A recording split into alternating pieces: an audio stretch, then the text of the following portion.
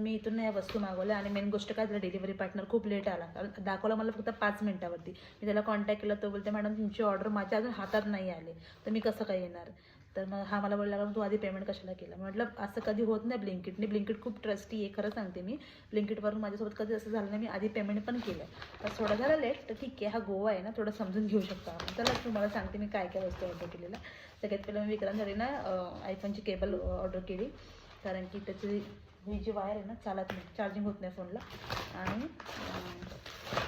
हे बघा इडलीसाठी दूध, कारण की इथं फ्रीज आहे. तुम्हाला मी बोलली एवढा छान रूम भेटला आहे मला, त्याच्यामध्ये सगळ्या गोष्टी आहेत.